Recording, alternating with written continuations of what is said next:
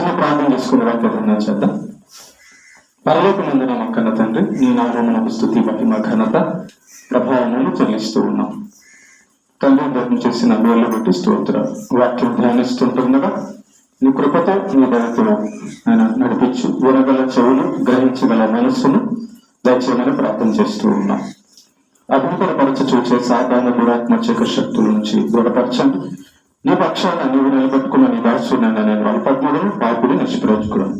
కేవలం నీ ప్రేమ, నీ కృపను బట్టి నీవు నడిపిస్తున్నావు. మా అందరితో మాట్లాడి నేర్పించమని క్రీస్తు యేసు పేరిట ప్రార్థిస్తున్నాను తండ్రి, ఆమేన్.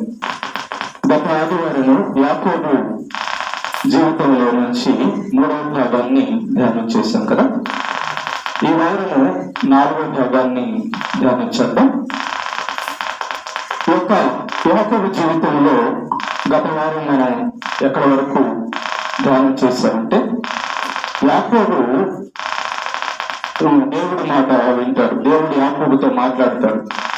మాట్లాడి యాకోబు, నీవు నీ యొక్క తండ్రి వద్దకు బయలుదేరు అని చెప్పి అంటాడు. ఎందుకంటే ఈ యొక్క లాభాను, యాకోబు యొక్క మామ అయిన లాభాను యాకోబు విషయంలో చాలా అసూయపడతాడు, చాలా ఇబ్బంది కలుగ చేస్తాడనమాట. ఇబ్బంది కలుగ చేయడానికి చూస్తాడు. అతని యొక్క ప్రవర్తన అంతా కూడా వేరే విధంగా ఉంటుంది.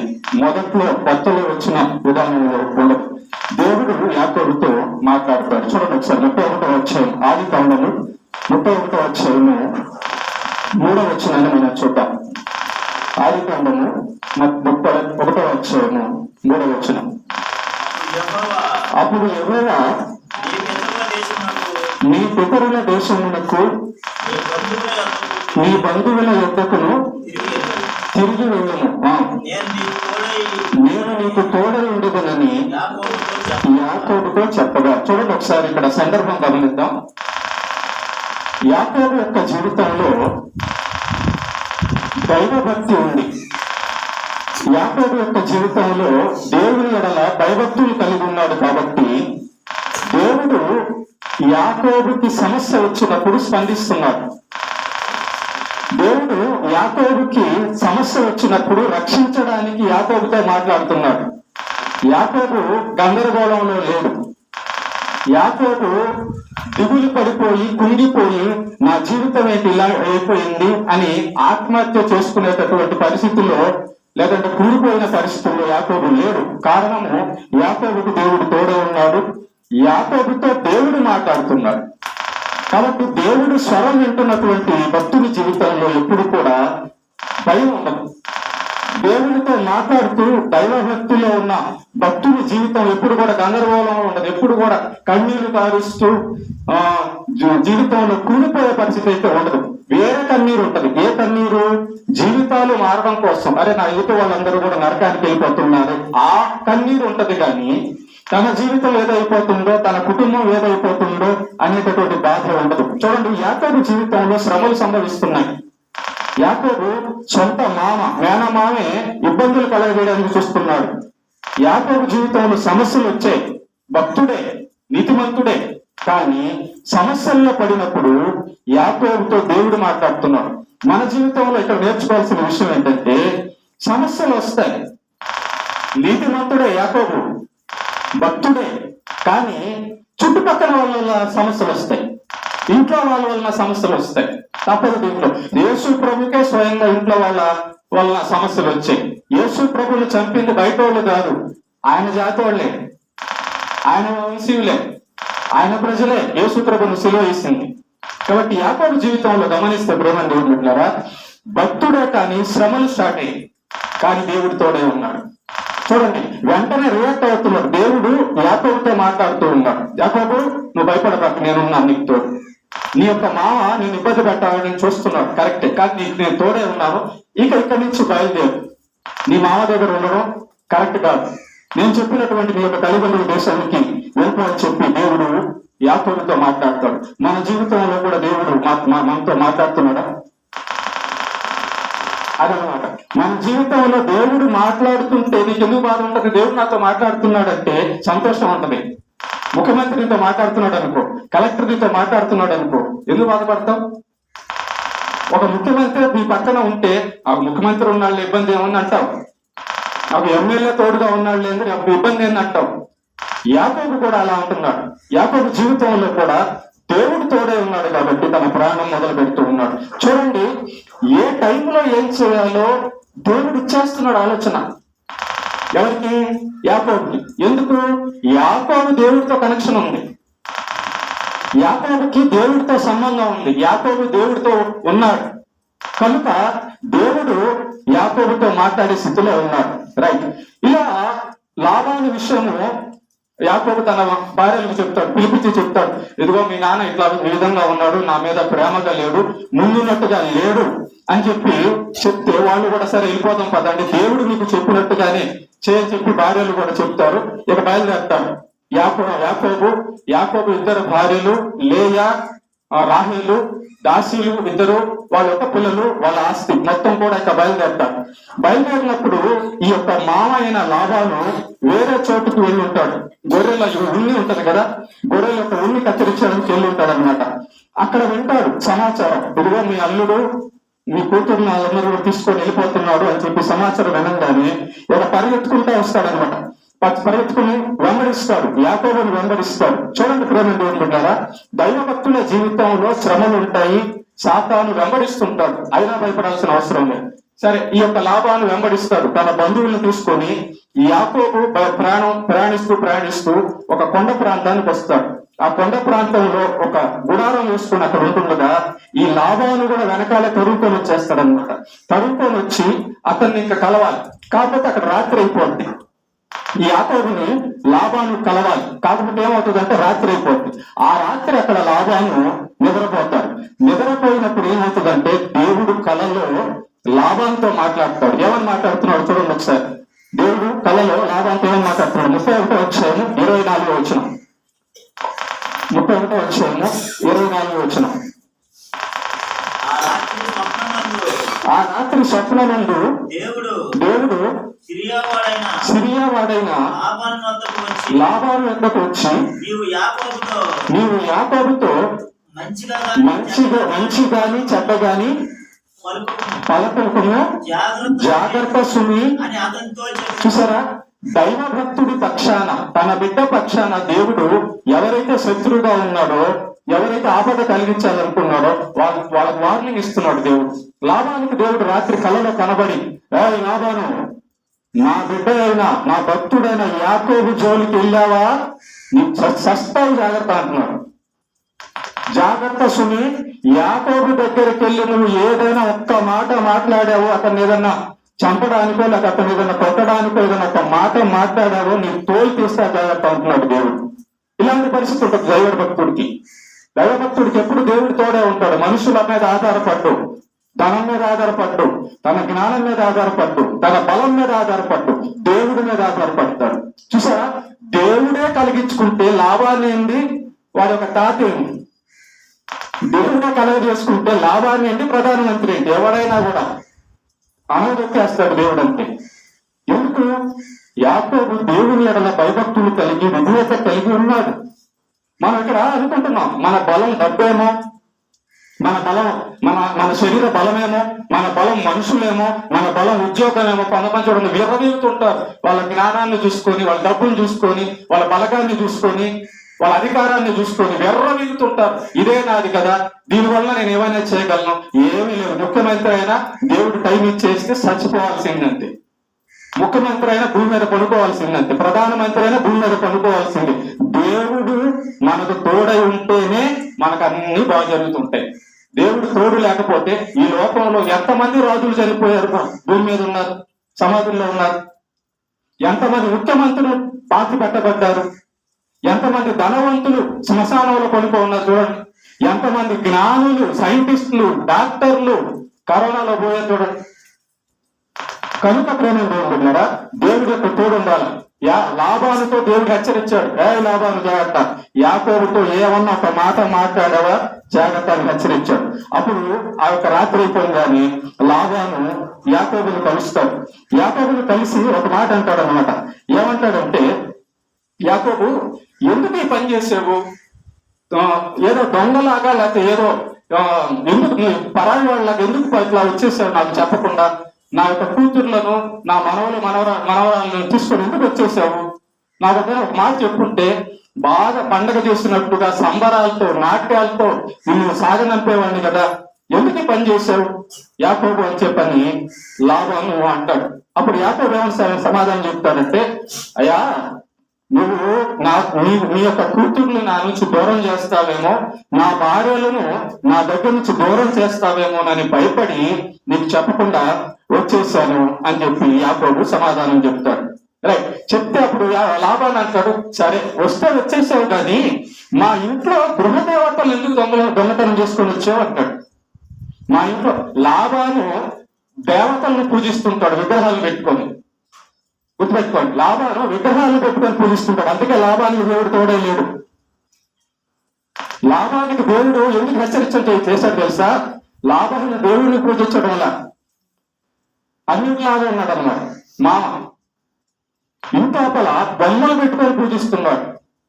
దేవుని బిడ్డ, నీకొక్కడే దేవుడు యెహోవా, నీకొక్కడే దేవుడు యేసు ప్రభు. నువ్వు వేరే విగ్రహాలను పూజించకూడదు, నువ్వు వేరే పటాలను బొమ్మలను పెట్టి పూజించకూడదు. పూజిస్తే దేవుడు నీకు శత్రువు అయిపోతాడు. పూజిస్తే ఇప్పుడు నీ భర్త కాకుండా నీకు ఒక అతని వైపు చూసావు అనుకో, నీ భర్త కోపం రాదా మరి అనమాట. కాబట్టి ఈ యొక్క లాభాన్ని ఏమంటాడంటే యాకోబుతో, మా ఇంట్లో ఉన్న దేవతలను ఎందుకు దొంగిలించావు, అందుకోసం నేను నీ దగ్గరకు వచ్చాను అని చెప్పి అంటాడు. చూడండి ఒకసారి 31వ అధ్యాయం 31వ వచనం త్వరగా చూద్దాం. నీ తండ్రి ఇంటి మీద బహు వాంఛ గలవాడవై ఎల్లగోరిని అలా ఇల్లుము,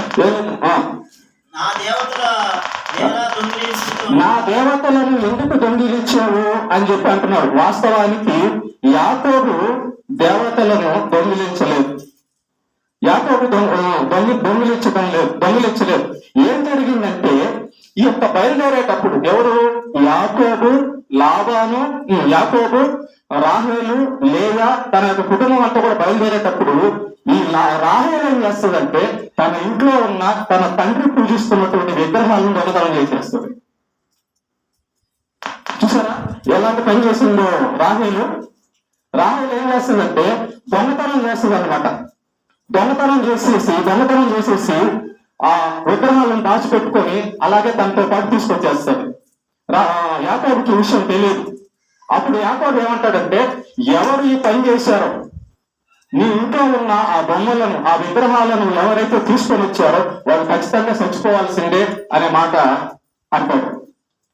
అయితే ప్రేమ దేవుని బిడ్డలారా గుర్తుపెట్టుకోండి, ఈ లాభాన్ని ఏం చేస్తాడంటే మొత్తం వెతుకుతాడు. ఆ యాకోబు దగ్గర, తన దాసుల దగ్గర, రాహేలు లేయా దగ్గర మొత్తం ఇట్లా వెళ్ళి వెతుకుతూ ఉంటాడు. వెతుకుతూ చివరిగా రాహేలు దగ్గరకు వస్తాడు. తన చిన్న కుమార్తె రాహేలు దగ్గరకు వచ్చినప్పుడు ఈ రాహేలు ఏం చేస్తాడంటే ఒంటి మీద కూర్చో ఉంటది. ఆ ఒంటి మీద ఈ విగ్రహాలన్నీ చిన్న విగ్రహాలు, అవి మరి ఇత్తడో బంగారు మనకు తెలియదు కానీ చిన్న విగ్రహాలు. ఆ విగ్రహాలను ఒంటి మీద వేసి ఆ విగ్రహాల మీద ఒక గుడ్డ కప్పి ఆ విగ్రహాల మీద రాహేలు కూర్చుంటాడు అనమాట. కూర్చోగానే ఈ లాభాలు మొత్తం ఎత్తుకుతాడు, ఎక్కడ కనబడదు. ఇక రాహేలు దగ్గరకు వస్తాడు.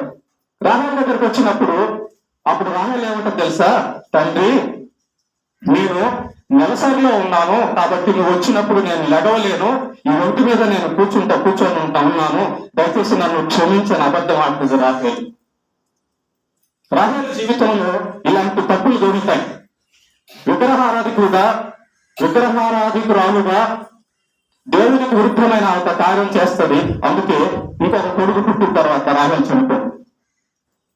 యాకోబు అంటాడు, ఎవరైతే ఈ పని చేశారో వాళ్ళు ఖచ్చితంగా చచ్చిపోవాల్సిందే అంటాడు యాకోబు. రాహేలు దొంగిలించిందని యాకోబుకు తెలియదు. చూడండి, భార్య భక్తుడైన భర్తను చూసి భక్తి నేర్చుకోవాల్సింది పోయి తన ఇంట్లో ఉన్న భక్తిహీనుడైన తన తండ్రి భక్తిని నేర్చుకుంది. ఆ లాభాలు అన్నిలో ఉండి విగ్రహాలను పూజిస్తున్నాడు. ఆ విగ్రహాలతో ఇంకేం పని?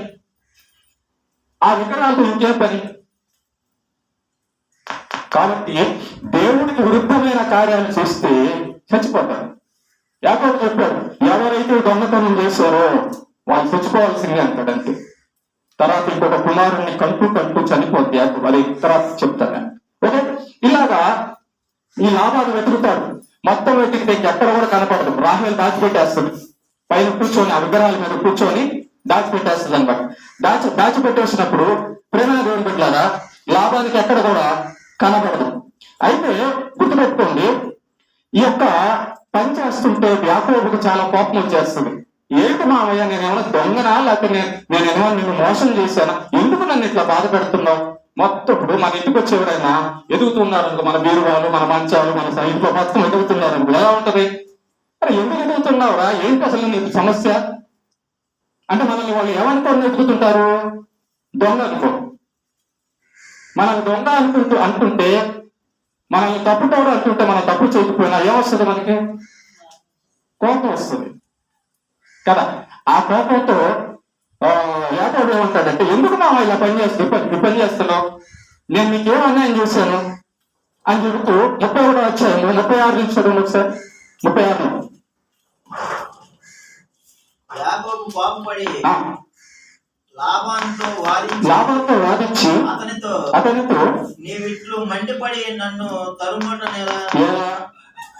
నేను చేసిన ద్రోహమేమి పాపమేమి నీవు నా సమస్త సామగ్రి చూసిన తరువాత నీ ఇంటి వస్తువులన్నింటిలో ఏది దొరికింది ఎత్తుతావు కదా, ఏం దొరికింది? నా వారి ఎదుట నీ వారి ఎదుటను తెచ్చిపెట్టుకోని అన్నాడు. అంటాడు తెచ్చిపెట్టుము. 30 వచ్చాడు. 30 వచ్చిన ఈ 20 ఏళ్ళు నేను 20 సంవత్సరాలు యాకోబు లాభం దగ్గర ఉన్నాడు. నేను ఎంత ఉంటిని, నీ గొర్రెలనైనను మేకలనైనను తీసుకొని పోలేదు. నీ మంద పొట్టేలను నేను తినలేదు. ఒక్క పొట్టేలు కానీ ఒక్క మేక కానీ తినలేదు. దుష్ట మృగముల చేత నీ చేర్చబడిన దానిని నీ వద్దకు తేక ఆ నష్టము నేనే పెట్టుకుంటుంది. పగటి యందు దొంగిలింపబడిన దాన్ని రాత్రి యందు దొంగిలింపబడిన దాన్ని నా యొద్ద పుచ్చుకుంటుంది. నేను ఇలా ఉంటుంది. పగటి ఎండకును రాత్రి మంచుకును నేను క్షీణించిపోతుంది. నిద్ర నా కన్నులకు దూరమైను. ఇది వరకు నీ ఇంటిలో 20 ఏళ్ళు ఉంటుంది. నీ ఇద్దరు కుమార్తెల నిమిత్తము 14 ఏళ్ళు పనిచేశాను. నీ మంద నిమిత్తము 6 ఏళ్ళు నీకు కొలువు చేసుకుని, అయినను నీవు నా జీవితము 10 మార్లు చూసావా? లాభం ఎలాంటి పనులు చేశాడు సొంత అల్లుడికి. యాకోబు ఎంత కష్టపడ్డాడు మామయ్య దగ్గర. ఈ యొక్క యాకోబు తన మామ యొక్క మందలు, గొర్రెలు, మేకలు తీసుకునేటప్పుడు ఏదన్నా పులి వచ్చి ఏదన్నా సింహం వచ్చేసి తినేసినప్పుడు ఆ నష్టం కూడా యాకోబే భరించేవాడట. నా మామ ఎందుకు నష్టపోవాలి అని చెప్పని తనకు వచ్చిన జీతంలో నుంచి ఒక మేక పిల్లను లేదా గొర్రె పిల్లను కొని మనకు చేసేవాడు మామయ్య మందలు. ఇంకా రాత్రి పగలు నిద్ర లేకుండా ఎండకి ఎండాడు, వర్షానికి తడిసాడు, మంచుకు తడిసాడు. అసలు నిద్ర లేని రోజులు గడిపాడట మామయ్య కోసం. ఇతర కుమార్తెల కోసం మోసం చేశాడు లాభాలు. ఫస్ట్ ఏమో రాహేల్ని పెళ్లి చేస్తానన్నాడు, 7 సంవత్సరాలపై పని చేయించుకున్నాడు. తర్వాత లేయాని ఇచ్చాడు ముందు. తర్వాత రాహేల్ కోసం కూడా 17 సంవత్సరాలు అన్నాడు, 14 సంవత్సరాలు. మళ్ళా ఈ 14 సంవత్సరాలు అయిపోయిన తర్వాత వాళ్ళిద్దరి కోసమే కాకుండా యాకోబు మామయ్య కోసం ఇంకొక మళ్ళా 6 సంవత్సరాలు పనిచేశాడు. టోటల్ 20 సంవత్సరాలు. 20 సంవత్సరాలు బొడ్డు చాకుడు మామయ్య దగ్గర చేస్తే సొంత మేనల్లుడిని లాభాలు మోసం చేశాడు మామయ్య. కానీ యాకోబు ఎప్పుడు కూడా మామయ్యని చంపలేదు, కొట్టలేదు. 10 సార్లు జీతం మార్చాడు. 10 సార్లు. ఒకసారి జీతం మారిస్తేనే మనం పనిచేయం. మనం ఎవరైనా మోసం చేస్తే వాళ్ళ దగ్గర ఉండం. ఏం జీవితం ఉంది యాకోబుది. అందుకే దేవుడు యాకోబుకి తోడే ఉన్నాడు. చూడు, ఒక దగ్గర పని చేస్తుంటే అక్కడ నీకు ఇబ్బంది కలిగితే ఉండలేవు. కానీ యాకోబుకి ఎంత ప్రేమ, బంధుప్రీతి, దీర్ఘశాంతము, విధేయత, సహనం ఉందో చూడండి. మామయ్య దగ్గర ఇంత కష్టపడినా కూడా అలాగే ఉన్నాడు. మామయ్యని ఎప్పుడు కూడా ఏం చేయలేదు. తర్వాత వచ్చినాడు ప్రభుత్వం చూడండి 42. నా తండ్రి దేవుడు అబ్రహాము దేవుడు ఇస్సాకు భయపడిన దేవుడు నాకు తోడై ఉండని ఎడల నిశ్చయముగా నీవు నన్ను ఒట్టి చేతులతోనే పంపివేసి ఉండు. దేవుడు నా ప్రయాసమును, నా చేతుల కష్టమును చూచి పోయిన రాత్రి నిన్ను గద్దించనని లాభాలతో చెప్పను. చూసారా, లాభాలతో ఏమంటున్నాడంటే యాకోబు, మావయ్య నీ బుద్ధి ఎలాంటిదంటే, ఒకవేళ నాకు దేవుడిగా తోడు లేకపోతే, నేను దేవుని వల్ల భయభక్తులు కలిగి ఉండకపోతే, నా దేవుడు నాకు తోడు లేకపోతే ఈ రోజుకు నేను ఒట్టి చేతులతో పంపించేసేవాడివి. నీ బుద్ధి అలాంటిది. నువ్వు మోసగాడి. యాకోబు అంటే నేను కాదు మోసగాడి, నువ్వు మోసగాడివి లాభాను మావయ్య అన్నట్టుగా మాట్లాడుతున్నాడు యాకోబు. నిజమే, లాభాను మోసగాడు. మావయ్య సొంత అల్లుని మోసం చేస్తున్నాడు. సొంత అల్లుడు యొక్క కష్టం తిన్నాడు. విగ్రహాలను పూజిస్తున్నాడు. యాకోబు వచ్చిన తర్వాత కదా లాభానికి ఆస్తి పెరిగింది. ఆ మాట అతను కూడా అన్నాడు కదా. అయినా బుద్ధి లేదు, కృతజ్ఞత లేదు లాభానికి. యాకోబు చూడండి ఎలా మాట్లాడుతున్నాడు. నాకు దేవుడు తోడే ఉండకపోతే ఉట్టి చేతులతో నువ్వు పంపించేసేవాడివి. నిజమే. యాకోబుకి ఇస్సాకు దగ్గర నుంచి, తండ్రి అయిన ఇస్సాకు ఇంటి దగ్గర నుంచి బయలుదేరిన కాడి నుంచి దేవుడు తోడే ఉన్నాడు. ఎప్పుడు కూడా యాకోబు లాభాపేక్ష, మోసము, ఏదేదో చేసి ఏదేదో సంపాదించాలి, ఏదేదో చేయాలన్నది లేదు. ఎప్పుడు చూసినా దేవుడి మీద ఆశ, దేవుడి మీద ఆధారం. దేవుడే నాకు దిక్కు అన్నాడు. ఒంటరిగా వచ్చాడు. వెళ్ళేటప్పుడు భార్యలు, బిడ్డలు, సంతానం, ఆస్తితో వెళ్తున్నాడు. దేవుడు తోడే ఉంటే అలా ఉంటుంది జీవితం. దేవుడు తోడే ఉంటే ఈ లోకంలో ఎవడు నిన్ను ఏమీ చేయలేడు. వస్తాయి నిందలు, వస్తాయి శ్రమలు, వస్తాయి, అసూయ పడతారు, ఇబ్బంది పెట్టాలని చూస్తారు, ఇంట్లో వాళ్ళు ఇబ్బంది పెట్టాలని చూస్తారు, బయట వాళ్ళు ఇబ్బంది పెట్టాలని చూస్తారు, రకరకాలన్నీ వస్తాయి. కానీ దేవుడు తోడే ఉంటాడు. దేవుడు నీకు తోడే ఉన్నప్పుడు ఎవడు కూడా ఏమీ చేయలేదు. అదే మాట అంటున్నాం, నా దేవుడు నాకు తోడై ఉన్నది కదా. ఎప్పుడైనా ఇలా ఆలోచించావా? నాకు దేవుడు తోడు ఉంటే చాలు, మిగతా అన్నీ వస్తాయి, వెనకాలు వస్తాయి. నేను ఎవరిని? ఆయన బిడ్డని. నాకు ఆకలిస్తే అన్నం పెట్టాలని నా తండ్రికి తెలీదా? నాకు డబ్బులు అవసరమైతే డబ్బులు ఇవ్వాలని నా తండ్రికి తెలీదా? ఆయన నన్ను చూడటం లేదా పరలోకంలో వచ్చి? నాకు బట్టలు కావాలంటే ఆయనకు తెలీదా? నేనేం చేయాలి? ఆయన చెప్పినట్టుగా విధేయత ఉండాలి. నేనేం చేయాలి? ఆయన చెప్పినట్టుగా నీతిగా బతకాలి. ఆ నీతి నువ్వు పాటిస్తుంటే, తన బిడ్డ ఆకలిగా ఉంటే ఏ తండ్రి ఓర్చుకోగలడు? తన బిడ్డ మీదకి శత్రువులు వస్తుంటే ఏ తండ్రి కాపాడకుండా ఉంటాడు? పాము వస్తుంటే నీ బిడ్డ నీకు కాపాడవా? కుక్కలు నీ బిడ్డను కరవడానికి వస్తే నీ బిడ్డ నువ్వు కాపాడవా? దేవుణ్ణి సంపాదించుకున్నాడు యాకోబు. నువ్వు ఏ సంపాదనకి వెళ్తున్నావు? నీ ఆలోచన ఎక్కడ ఉంది ఒకసారి. యాకోబు దేవుణ్ణి సంపాదించుకొని ఉన్నాడు. దేవుడు కాళ్ళు పట్టుకొని కౌగిలించుకొని ఉన్నాడు. ఇప్పుడు కూడా నా దేవుడు, నా దేవుడు, నా దేవుడు. నీతి, మోసమే లేదు అసలు యాకోబు జీవితంలో. అన్న చంపాలనుకున్నాడు, మామ మోసం చేస్తున్నాడు. కానీ అన్నలాగా, మామలాగా నేను కూడా అబద్ధాలు చెప్పాలి, మోసం చేయాలని అనుకోవాలి. వీళ్ళు జాగ్రత్త మాటని. మనం ఎక్కడ పాపం నేర్చుకుంటున్నామంటే ఆ బుద్ధి లేని వాళ్ళని చూసి నేర్చుకుంటుంటాం. ఆ దేవుడు అంటే భయభక్తులు లేని వాళ్ళని చూసి వాళ్ళలాగా మనం కూడా చేయాలనుకుంటాం. ఎందుకని వాళ్ళు చూస్తారు? మీరు అబద్ధికులు ఎందుకు చూస్తున్నారు? యాకోబు వాళ్ళు దేవుడు ఎందుకు చూడరు? వ్యభిచారులను, దొంగలను, మోసగాళ్లను, ధనాశపరులను, అబద్ధికులను వాళ్ళను చూస్తున్నారు మీరు. దేవుడిని కదా మీరు చూడాల్సింది. ఆయన నీతిని ఆయనే కదా మనం చూడాల్సింది. అందుకే లాభాల జీవితంలో నష్టం ఉంది, యాకోబు జీవితంలో లాభం ఉంది. కారణము యాకోబు దేవుడిని చూస్తున్నాడు, లాభాలు లోకాన్ని చూస్తున్నాడు. లోకంలో ఉన్నది సంపాదించుకోవాలనుకోకు, దేవుని సంపాదించుకోవాలనుకో. దేవుడు నీకు తోడై ఉంటే ఈ ప్రపంచంలో అన్ని నీకున్నది. ఓకే, కనుక ఈ మాట కోపపడి యాకోబు ఇలా అన్నాడు. ఇలా అన్న తర్వాత ప్రేమైన దేవుని బిడ్డలారా, లాబాను ఏమంటున్నాడు తెలుసా? ఇంత చేసిన తర్వాత కూడా తన తప్పు ఏమైనా ఒప్పుకుంటున్నాడా? ఒప్పుకోవడం అన్నా. ఏమంటున్నాడు చూడండి ఒకసారి. 49 వచనం. అంతటా లాబాను నీవు నా కుమార్తెలను బాధ పెట్టినను. ఏం చేశాడంట యాకోబు? లాబాను కుమార్తెలను బాధ పెట్టాడా?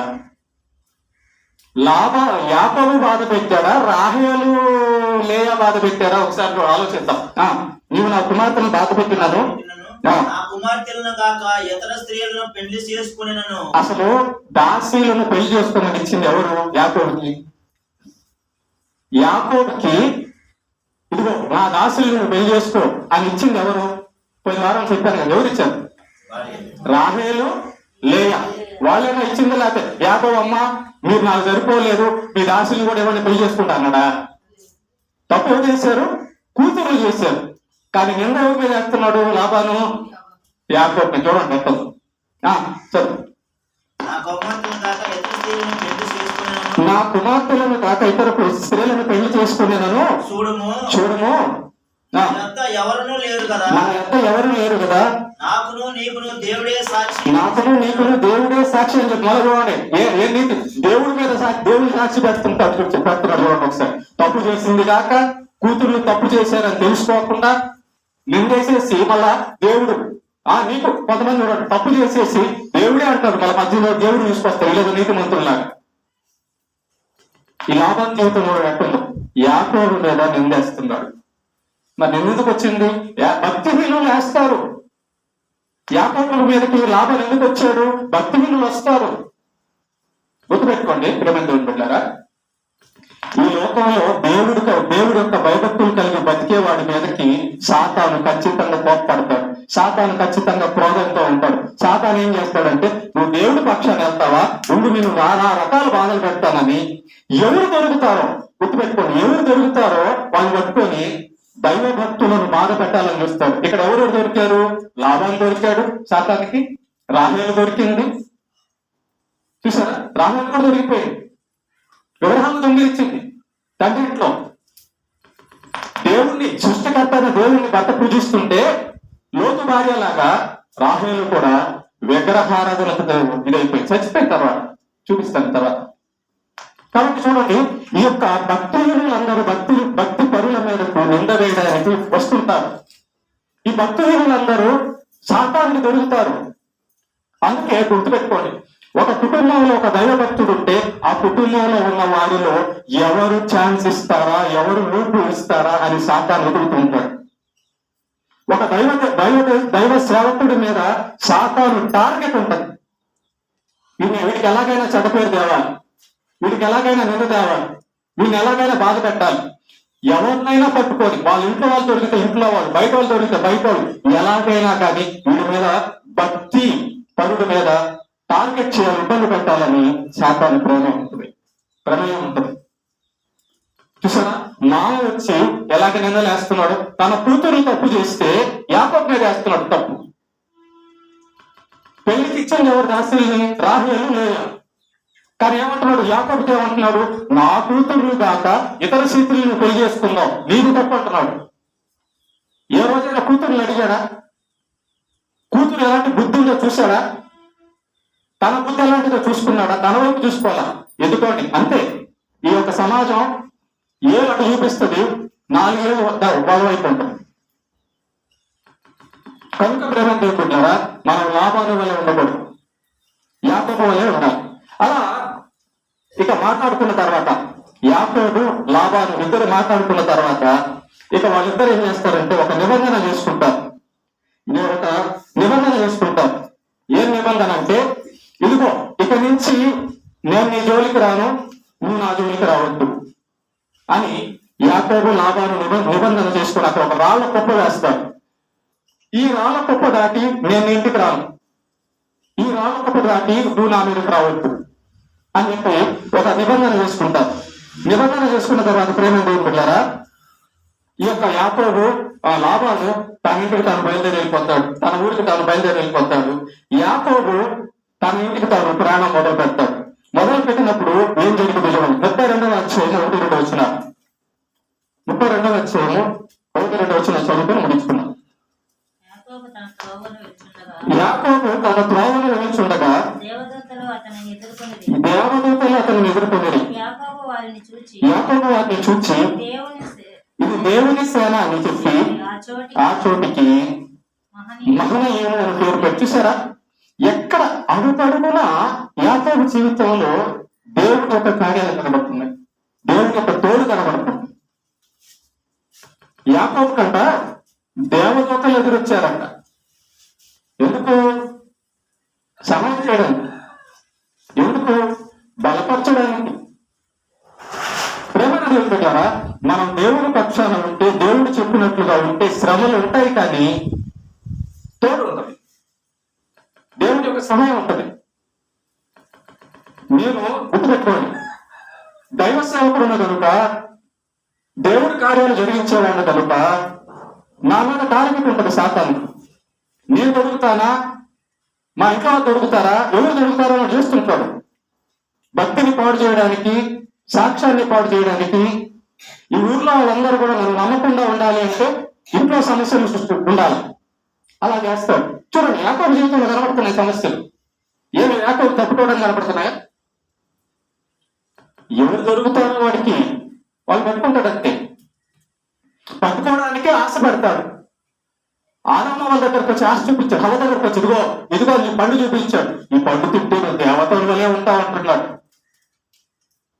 ఎవరు దొరుకుతారో వాళ్ళు బలైపోతారు. ఎవరు దొరుకుతారో వాళ్ళు భక్తి పరులుగా ఉన్న వాళ్ళ మీదకి నింద తెస్తారు, దేవుడి మీదకి చెడ్డపేరు తీసుకొస్తారు, భక్తి పరుల మీదకి చెడ్డపేరు తీసుకొస్తారు, సాతాను అలా మార్చేస్తారు. ఏమా? కాబట్టి యాకోబు జీవితంలో మనం చూస్తున్నాము, దేవదూతలు కనబడుతున్నారంట యాకోబుకి. మరి మన జీవితంలో ఇలాంటి ప్రయాణం ఉందా? మన జీవితంలో దేవుడితో సంబంధం కలిగి, దేవుడితో మాట్లాడుతూ, దేవుడితో సన్నిధితో ఉంటూ ఉన్నటువంటి పరిస్థితి మన జీవితంలో ఉందా? ఉంటే అన్యాయం చేయలేరు, ఉంటే విగ్రహారాధన చేయరు, ఉంటే దేవుడిని బాధ పెట్టరు, ఉంటే దేవుడు బిడ్డగా దైవ భక్తుడుగా యాకోబు వలె ఉంటారు. ఉంటే దేవుడు మాట్లాడుతుంటాడు, మన హృదయంలో మాట్లాడుతుంటాడు, బిడ్డ నేను నీకు తోడు అనుకో. అడుగడుగున దేవుడు యాకోబుకు తోడే ఉన్నాడు. ఎవరొచ్చినా యాకోబు మీదకి దేవుడు చెర తీసుకుంటున్నాడు. లాభానికి వాక్యం ఇచ్చాడు, జాగ్రత్త యాకోబు మీద కలప. ఇంకో విషయాన్ని అంటే చెప్తాను, ఈ మాట చెప్పండి చేస్తాను. దేవుడు యాకోబుని లాభాను ఇంటి దగ్గర నుంచి నీ తండ్రి ఇంటికి వెళ్ళిపో అన్నాడు. అంటే భక్తిహీనులను భక్తి పరుల నుంచి దేవుడు దూరం చేస్తాడు. యాకోబుకి లాభాన్ని ఏమవుతాడు? మేనమావ కదా, మేనమావనే దూరం చేయాలా? దూరం చేసేస్తాడు. మేనమావనే కాదు, తండ్రినైనా తల్లినైనా అక్కనైనా చెల్లినైనా కూతురునైనా బంధువులైనా అన్నదమ్ములైనా ఎవరినైనా దూరం చేసేస్తాడు. కారణము వాళ్ళ వల్ల నీకు ఇబ్బంది బిడ్డ, వాళ్ళ వల్ల నీకు చెడ్డపోయి, నాకు చెడ్డపోయి నీకు చెడ్డపోయి వెళ్ళిపోయి చెడ్డ. గుర్తుపెట్టుకోండి, నువ్వు దైవభక్తురాలుగా ప్రార్థనా పరురాలుగా ఉంటే, నీ మీదకి ఎవరైనా నింద తెచ్చేవారుగా ఉంటే వారిని దేవుడు ఖచ్చితంగా దూరం చేసేస్తాడు. కారణం వాళ్ళు సాతానికి దొరికిపోయారు, వాళ్ళు దేవుడికి విరుద్ధంగా ఉన్నారు. అందుకే సాతాను క్రియలు చేసేవాళ్ళు దైవ భక్తులతో కలిసి ఉండలేరు. భక్తిహీనులు భక్తులతో కలిసి ఉండలేరు. దేవుని బిడ్డలు సాతాను బిడ్డలతో కలిసి ఉండలేరు. ఒకరు కలిసి ఉన్నామంటే ఆలోచించి ఒకసారి. కుదరదు. మంట నీళ్లు రెండు కలిసి ఉంటాయా? కుదరదు. చీకటి వెలుగు రెండు కలిసి ఉంటాయా? కుదరదు. అబద్ధం నిజం రెండు కలిసి ఉంటుందా? కుదరదు. కనుక యాకోబు జీవితంలో దేవదూతలు ఎదురొచ్చారు. అడుగడుగున యాకోబు జీవితంలో దేవుని యొక్క తోడు ఉంది. శ్రమలున్నా దేవుని యొక్క తోడు ఉంది. దేవుడు కాపాడుతూ నడిపిస్తున్నాడు. ఇది యాకోబు జీవితంలో 4వ భాగం. ఓకేనా? దేవుడికి మహిమ కలుగును.